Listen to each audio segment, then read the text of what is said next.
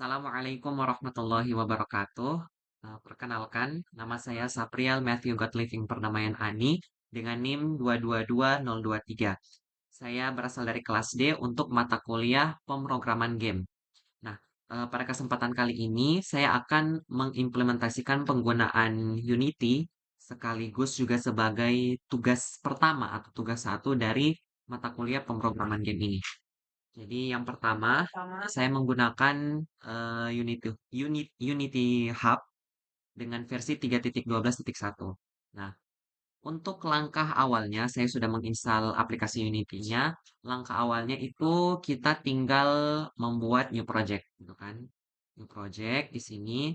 Kemudian untuk yang kali ini saya akan berfokus untuk di bagian universal dua dimensi gitu.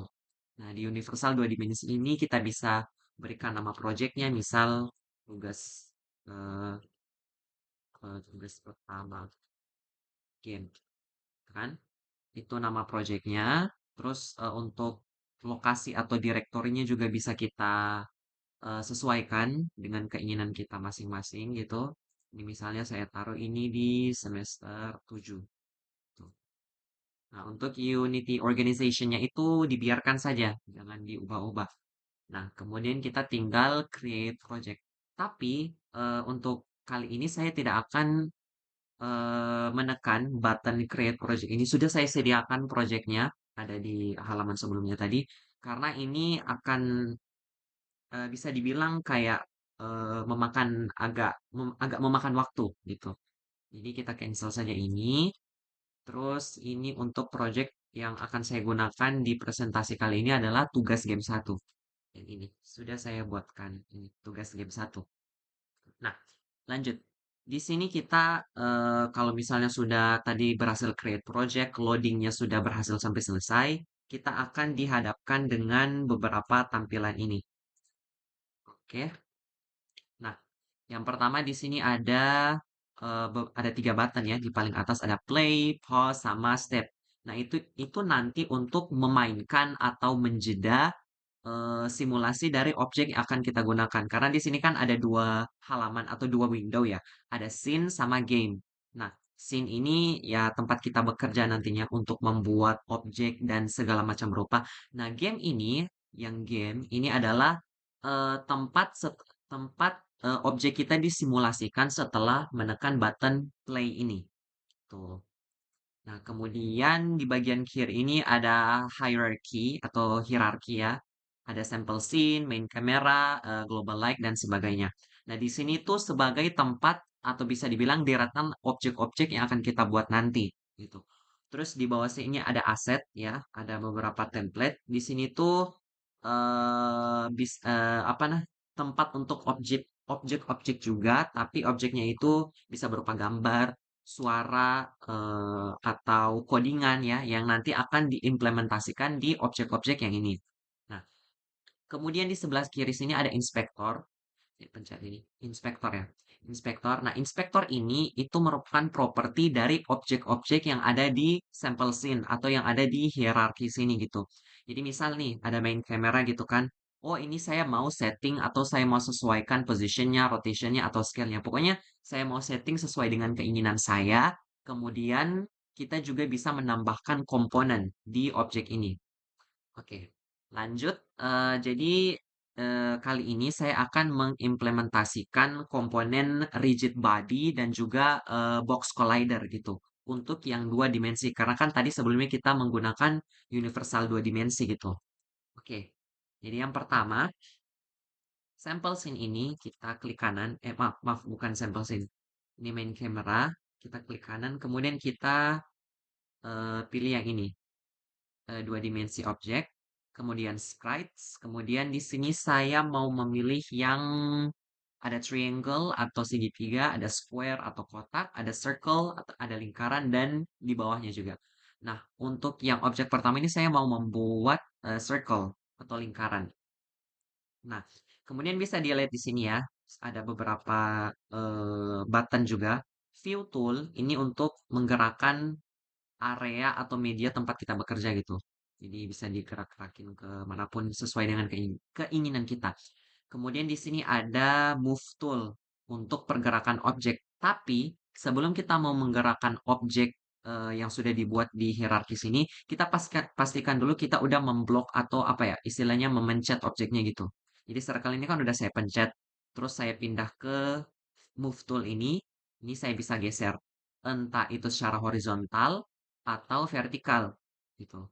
Yang pokok kita gerakinnya itu dengan tanda panah ini. Jadi jangan langsung di objek gitu supaya ketahuan arahnya vertikal atau horizontal gitu. Oke, ini sudah. Nah, kemudian juga ada yang namanya ini, ada rect tool. Ini untuk apa ya? Istilahnya kita bisa secara langsung untuk mengubah atau mengotak-atik ukurannya gitu. Nah, saya balik lagi ke ukuran semula seperti ini. Oke, ini untuk objek yang pertama. Saya pindahkan lagi. Oke. Kemudian di sini saya akan mengimplementasikan dulu di objek circle ini yaitu komponen rigid body. Rigid body dua dimensi jangan lupa. Nah, oke. Rigid body ini itu fungsinya adalah untuk mengimplementasikan gaya gravitasi terhadap objek circle ini. Jadi, nanti pada saat kita play, ini objek circle atau lingkaran ini dia bakal jatuh ke bawah. Karena kan gravitasi ya, gravitasi itu kan ke bawah gitu. Oke, jadi misal saya agak geser ke sini ya. Terus kita coba play. Nah, kita lihat apakah jatuh ke bawah atau enggak. Nah, itu kan udah jatuh ke bawah dia. Sekarang kita stop lagi. Oke, scene sekarang. Nah, itu sudah ke bawah. Sekarang saya akan menambahkan satu objek lagi. Satu objek lagi. Dua objek sprites. Kita pakai kotak atau square. Oke, kita gerakin ke bawah. Kita agak panjangin. Oke, geser lagi ke bawah. Nah, mungkin jadi saya buat objek circle atau persegi panjang di bawah ini itu tuh untuk seakan-akan bola ini ya atau circle ini tuh nanti dia bakal menghadang bola ini untuk jatuh sampai ke bawah. Karena kan kayak tadi, coba kita play lagi ya. Kita play lagi.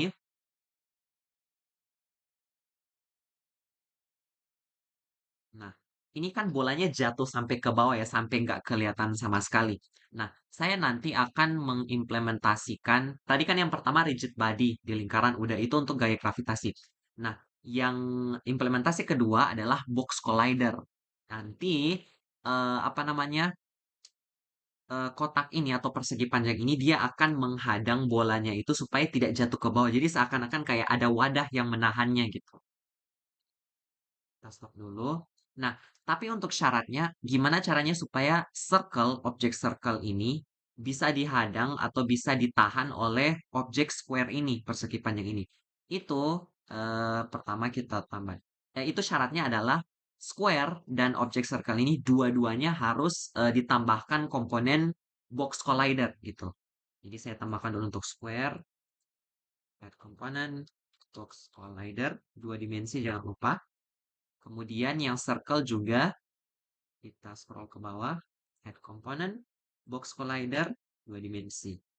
Oke, sekarang kita coba play.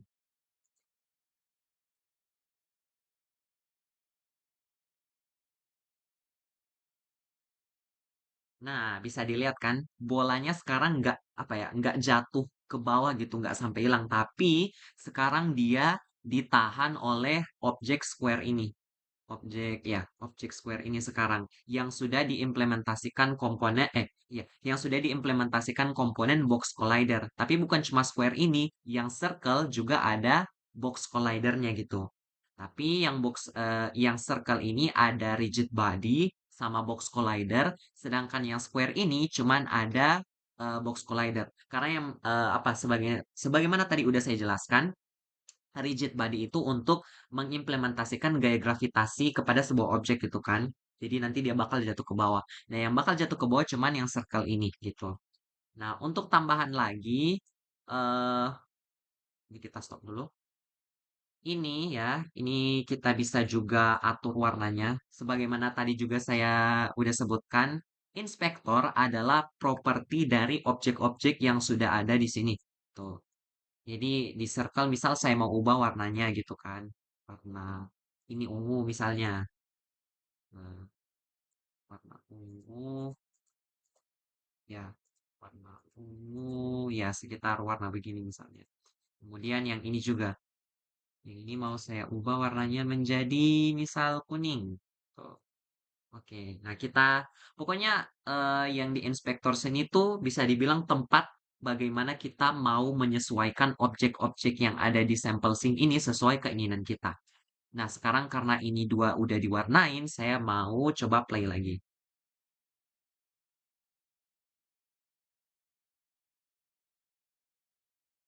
Nah, sudah berhasil kan ditahan?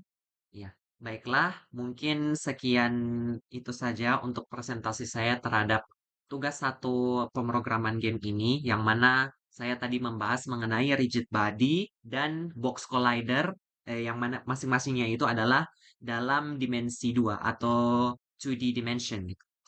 Oke, baik, terima kasih banyak atas perhatiannya dan mohon maaf apabila ada kesalahan kata. Wassalamualaikum warahmatullahi wabarakatuh.